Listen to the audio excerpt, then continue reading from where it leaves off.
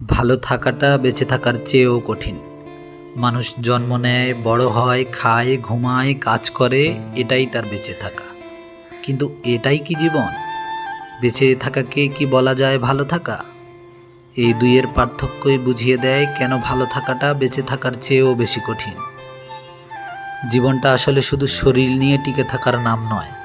অনেকেই আছেন যারা প্রতিদিন ঘড়ির কাঁটা ধরে জীবন কাটাচ্ছেন, দায়িত্ব পালন করছেন, সংসার সামলাচ্ছেন, বাইরে থেকে সব কিছুই ঠিকঠাক দেখাচ্ছে, কিন্তু ভিতরেই তারা কাঁদছেন।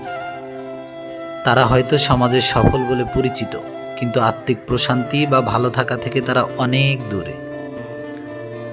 ভালো থাকাটা একটি সামগ্রিক অনুভূতির নাম, যেখানে শরীর, মন, আবেগ, সম্পর্ক এবং মানসিক শান্তি একত্রে মিলেমিশে যায়। একজন মানুষ তখনই সত্যিকারভাবে ভালো থাকে যখন সে নিজের সঙ্গে শান্তিতে থাকে, তার চারপাশে কিছু আপনজন থাকে যারা তার সুখ দুঃখে পাশে থাকে, তার মনের মধ্যে না বলা কথাগুলো বলার মতো কাউকে সে পায়।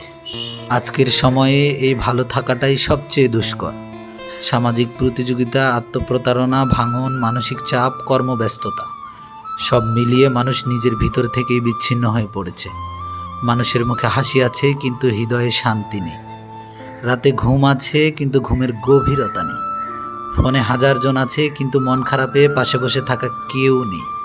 বেঁচে থাকা অনেক সময় বাধ্যবাধকতা হয়ে দাঁড়ায়, পরিবারের জন্য, দায়িত্বের জন্য, সমাজের চোখে সফল হবার তাগিদে। কিন্তু এই ছুটে চলার ভিড়ে মানুষ তার নিজের চাওয়া, নিজের ভালো লাগা, নিজের অস্তিত্বকেই হারিয়ে ফেলে। ফলে বেঁচে থাকলেও ভালো থাকা হারিয়ে যায়। ভালো থাকাটা তাই এক প্রকার সাহস, নিজেকে বুঝে নেওয়া, নিজের মানসিক স্বাস্থ্যকে গুরুত্ব দেওয়ার, বিষাক্ত সম্পর্ক থেকে বেরিয়ে আসার, নিজেকে সময় দেওয়ার। এটা এক ধরনের শিল্প, ছোট ছোট জিনিসে খুশি খোঁজার, নিজের মতো করে বাঁচার। সত্যিকার অর্থে ভালো থাকা মানেই জীবনের সত্যিকারের মানে বোঝা। তাই আজকের পৃথিবীতে একজন মানুষ যদি নিজেকে নিয়ে ভালো থাকতে পারে, তাহলে সে একজন সত্যিকারের বিজয়ী। সবাই বেঁচে থাকে, কিন্তু সবাই ভালো থাকে না। তাই জীবনে শুধু বেঁচে থাকাই নয়, নিজেকে ভালো রাখাও এক গুরুত্বপূর্ণ দায়িত্ব, এবং এটিই সবচেয়ে কঠিন ও মূল্যবান অর্জন।